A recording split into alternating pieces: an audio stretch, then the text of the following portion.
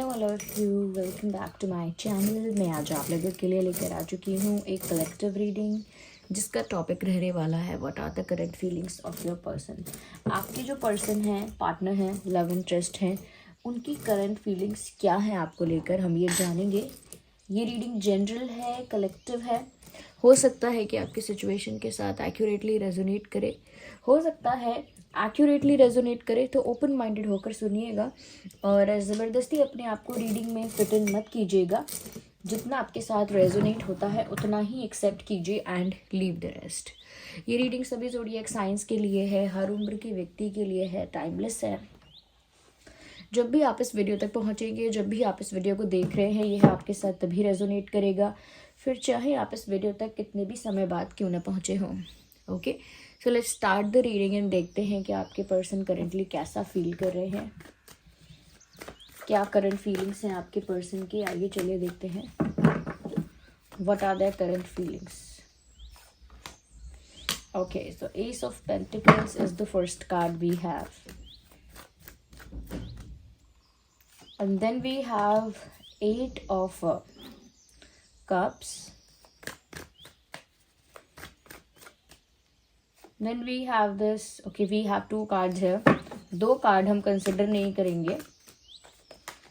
8 of swords, so we have 8 of cups and 8 of swords.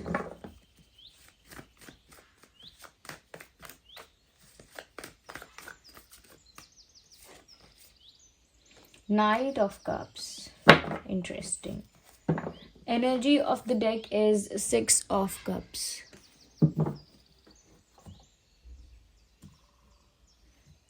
Okay. सबसे पहली चीज़ viewers यहाँ मुझे जो नज़र आ रही है वो ये है, कहीं ना कहीं मुझे ऐसा लगता है कि आपके जो भी पर्सन है, पार्टनर है, लव इंटरेस्ट है, ऐसा लगता है कि इंटेंट तो उनका ये रहा है हमेशा से और करंटली भी उनका इंटेंट यही है कि वो कुछ सीरियस आपको ऑफ़र करें, कोई ऐसा ऑफ़र आपको दे जो ऑफिशियल है, रिलायबल है, कोई ऐसा ऑफ़र जिस पर आप ट्रस्ट कर सकते हो, बिलीव कर सकते हो, विश्वास कर सकते हो। एक ऐसा ऑफ़र कहीं ना कहीं आपको देने का इनका इंटेंट रहा है और अभी भी यही इंटेंट है। यस, कुछ सीरियस, कुछ स्टेबल, कुछ स्ट्रॉन्ग आपको वो ऑफ़र करना चाहते हैं, ऐसा मुझे लगता है, क्योंकि यहाँ पर एस ऑफ पेंटिकल्स का कार्ड है। दिस शोज़ कि ये जो इंसान है कोई सीरियस ऑफ़र, कोई सॉलिड ऑफ़र आपकी तरफ लेकर आना चाहता है, जैसे मैरिज प्रपोजल है या एक कमिटेड रिलेशनशिप को लेकर कोई प्रपोजल है, इंगेजमेंट को लेकर कोई प्रपोजल है, या फिर फ्यूचर प्लान उनका कोई ऐसा है आपके साथ, तो वैसा कोई प्रपोजल है। तो मुझे लगता है कोई सीरियस ऑफ़र देने का इनका इंटेंट है करेंटली। ओके, पहले भी इनका इंटेंट मुझे ऐसा ही लग रहा है, ऐसा ही था, अभी भी है, पर पहले अगर इतना स्ट्रॉन्ग नहीं था तो अब काफ़ी स्ट्रॉन्ग है। मुझे यहाँ पर ऐसा भी नज़र आ रहा है, कहीं ना कहीं यू गाइज थिंक, आपको ऐसा लगता है कि आपने कहीं ना कहीं इंतज़ार काफ़ी कर लिया और अब बहुत देर हो गई है। उनको भी ऐसा लगता है व्यूअर्स की कहीं ना कहीं अब आप इस चीज़ से फेडअप हो चुके होंगे, अब आप इस चीज़ का और इंतज़ार नहीं करेंगे। वो इसीलिए उनको लगता है क्योंकि उनको भी इस बात का रियलाइजेशन है कि उन्होंने देर बहुत कर दी है और इतनी देर कर दी है कि शायद अब पॉसिबल नहीं है। अब उनका इंटेंट चाहे कितना भी अच्छा हो लेकिन अब पॉसिबल नहीं है, बिकॉज अब आप शायद उनसे दूर जा रहे हो या जा चुके हो, या ऑलमोस्ट इस चीज़ से, इस इक्वेशन से ऑलमोस्ट फेडअप हो गए हो। अब आपको कोई होप नहीं है, ना ही आपको कोई एक्सपेक्टेशन है।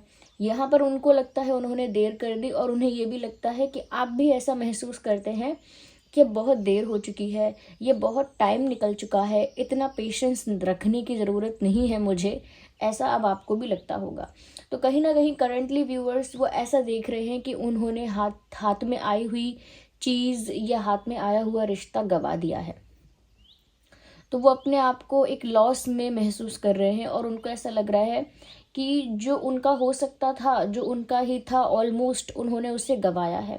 तो यहाँ पर 8 ऑफ कप्स से मुझे लगता है कि वो ये चीज़ देख पा रहे हैं, फील कर पा रहे हैं कि व्यूअर्स आपने पेशेंस तो रखा, ओके, आपने पेशेंस भी रखा, आपने वेट भी किया, लेकिन वेट करने के बाद भी आपको कुछ मिला नहीं, वहाँ से कोई प्रपोजल नहीं मिला, कोई स्टेबिलिटी आपको ऑफ़र नहीं की गई, then you decided to leave, फिर आपने जाने का फैसला किया। तो मुझे लगता है कि आप इनकी लाइफ से चले गए हैं या जा रहे हैं, इस चीज़ को ये नोटिस करते हैं, उस चीज़ को ये एक लॉस की तरह रजिस्टर करते हैं कि एक लॉस हुआ है इनके साथ। अब भी उनका इंटेंट कुछ है कि वो आपको कुछ सीरियस ऑफर करे, बट नाउ उनको ऐसा लगता है कि देर हो गई है, अपने लिए भी और आपके लिए भी। आपके बिहाफ पर भी सोच रहे हैं कि आपको भी ऐसा लगता होगा कि अब क्या फ़ायदा है, ऑलरेडी इतना लेट हो गया है। तो आपके बिहाफ पर भी खुद ही उन्होंने सोचा है। व्यूअर्स, यहाँ पर वो ऐसा महसूस कर रहे हैं कि जैसे अब वो फंस गए हैं। पहले उनको लगता था कि वो बिल्कुल सही कर रहे हैं, जो कर रहे हैं वो सही है, जिस रास्ते पर चल रहे हैं वो सही रास्ता है, सही ट्रैक है। लेकिन अब क्योंकि उन्होंने आपको जाते हुए देखा है और अपनी फीलिंग्स के अंदर एक चेंज नोटिस किया है कि आपके जाने से फ़र्क बहुत पड़ रहा है। कहीं इस इंसान ने सोचा होगा कि अगर आप रहें या चले जाएं, इस इंसान को इतना भी क्या असर होगा, इतना भी क्या अफेक्ट होगा। लेकिन नाउ अब ये दिखता है उनको खुद के लिए भी कि अफेक्ट तो हो रहा है, अफेक्ट भी हो रहा है, और एक ऐसे लेवल पर अफेक्ट हो रहा है जहाँ ये इंसान फंस गए हैं। चाहकर भी वो इस सिचुएशन से बाहर नहीं आ पा रहे हैं क्योंकि इमोशनली स्टक हैं। अगर इंसान फिजिकली अपने आप को कहीं से हटाना चाहता है तो सेपरेट हो सकता है, उस जगह को छोड़ सकता है, वहाँ से जा सकता है।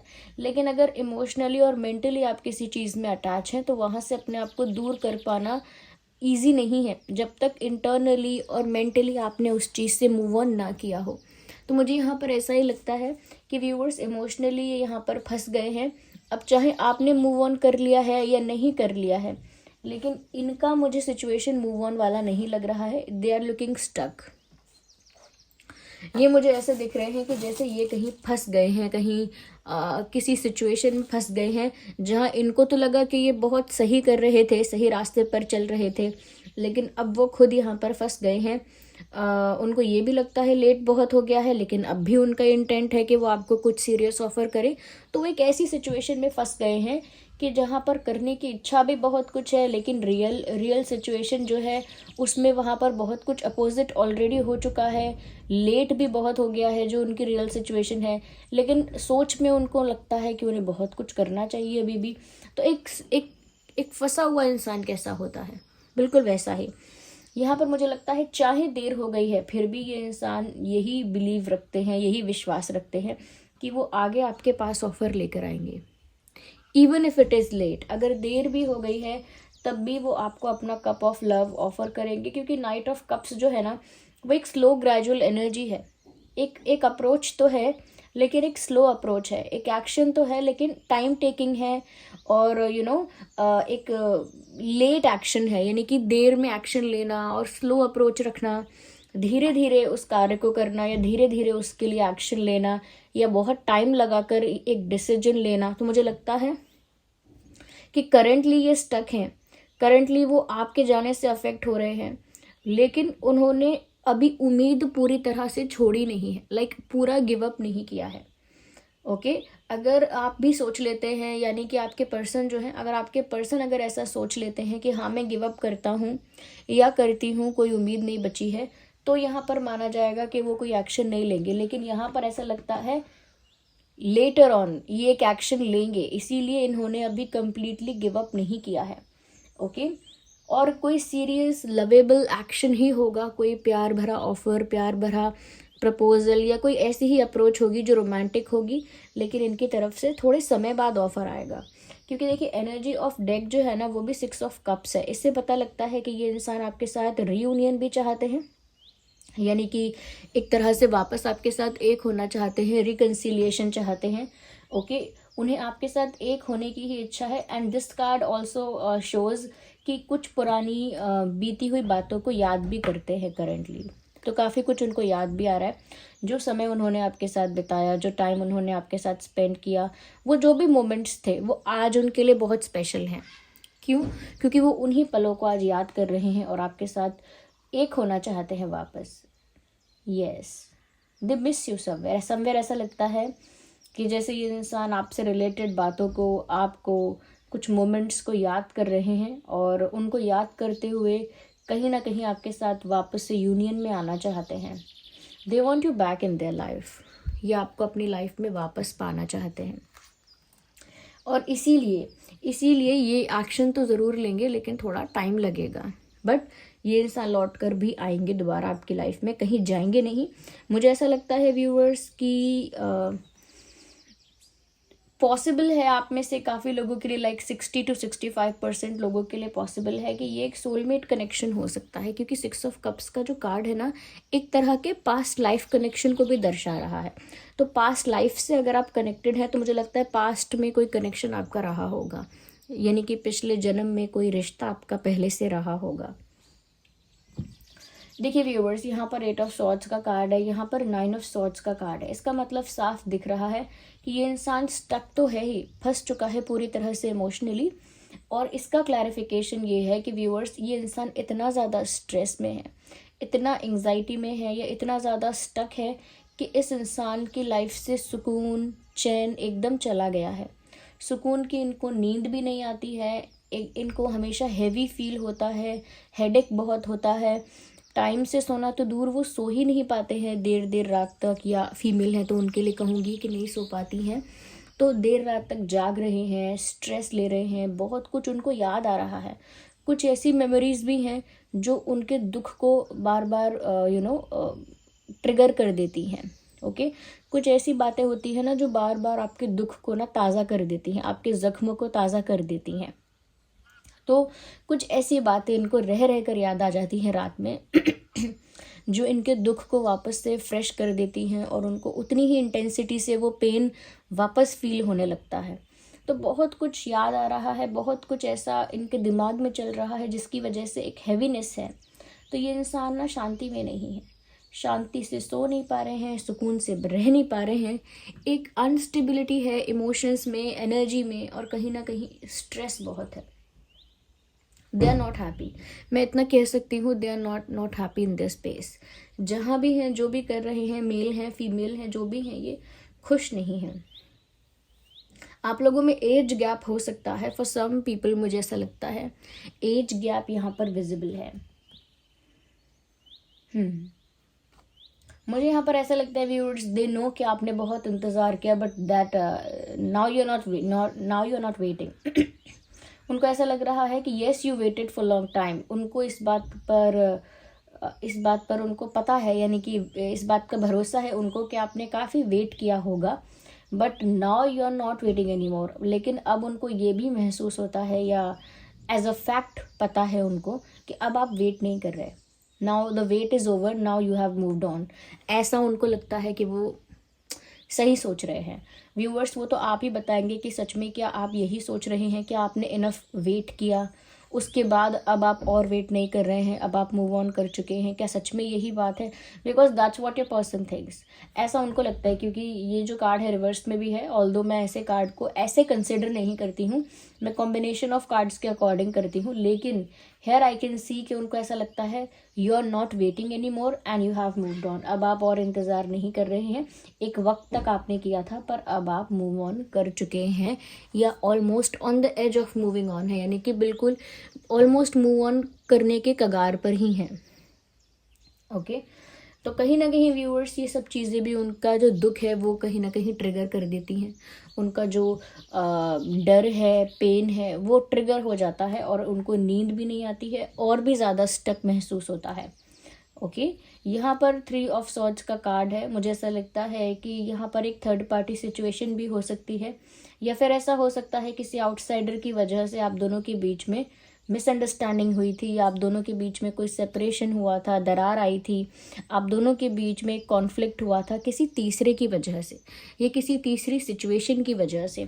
तो मुझे यहाँ पर लगता है कि दो प्यार करने वालों के बीच में, दो लवर्स के बीच में कोई थर्ड सिचुएशन आई है, कोई थर्ड पर्सन या थर्ड पार्टी आई है, या कोई थर्ड ऑब्स्टेकल आया है, जिस वजह से यहाँ पर कहीं ना कहीं जो ऑफ़र उन्हें आपको पहले ही दे देना चाहिए था, या जिस तरह का इंटेंट था उनका, वो पहले ही उन्हें एक्सप्रेस कर देना चाहिए था कि उनका इंटेंशन क्या है और कितना अच्छा इंटेंशन है, कितना प्योर है, वो पहले ही एक्सप्रेस कर देना चाहिए था बिफोर दिस। ये जो 3 of Swords का जो सिचुएशन है, इसके आने से पहले।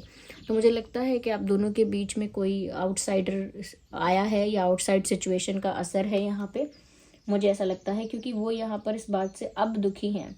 इनिशियली वो इस बात से अफेक्ट हो रहे थे कि नहीं ये नहीं कह सकते, लेकिन अब उनको इस बात का रियलाइजेशन भी है और दुख भी है कि क्यों उन्होंने आउटसाइड इंटरफेरेंस की वजह से इस रिश्ते को सेक्रीफाइस किया, क्यों उन्होंने आउटसाइड इन्फ्लुएंस की वजह से इस रिश्ते को फॉर ग्रांटेड ले लिया, क्यों उन्होंने मिसअंडरस्टैंडिंग्स को ज़्यादा महत्व दिया और प्यार को कम। तो अब उनको काफ़ी सारी चीज़ों का रियलाइजेशन है जो कि शायद पहले नहीं था।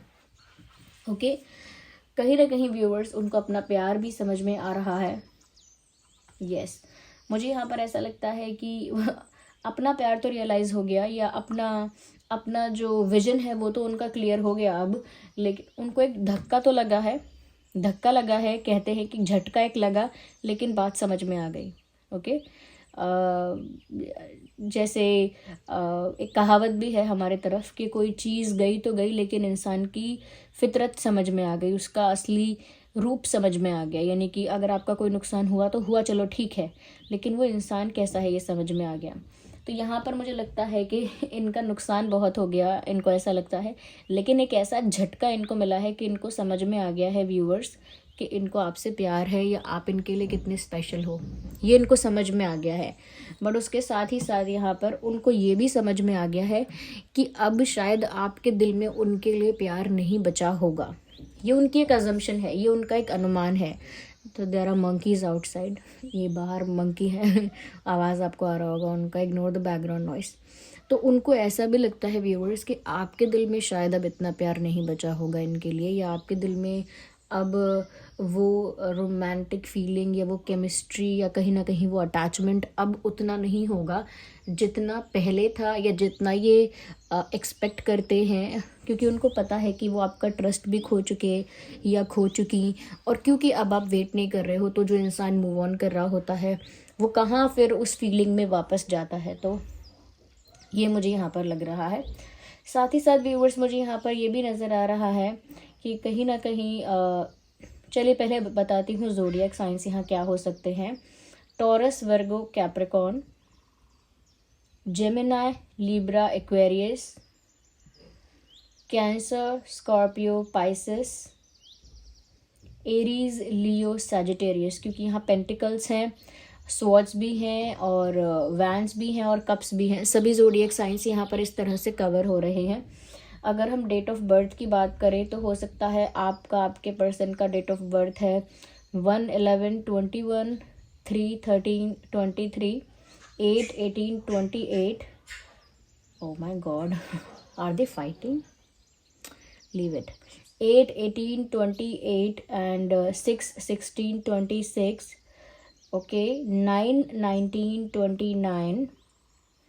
Okay, 2/12/22. Yes. 7/17/27. ओके, मुझे यहाँ पर ऐसा भी लग रहा है व्यूअर्स दैट 4/14/24। अगर ये डेट ऑफ बर्थ आपके सिचुएशन से मैच नहीं करते तो भी ये रीडिंग आपके साथ रेजोनेट कर सकती है। Ignore the background noise. I think monkeys are fighting, ये लड़ रहे हैं बंदर बाहर, तो इग्नोर कीजिए उस नॉइस को। तो अगर ये डेट ऑफ बर्थ रेजोनेट नहीं करता है या मैच नहीं करता है तो भी ये रीडिंग रेजोनेट कर सकती है। बर्थ मंथ भी कुछ यहाँ चैनल हो रहे हैं, वो है January, December, August and March, June and September, February and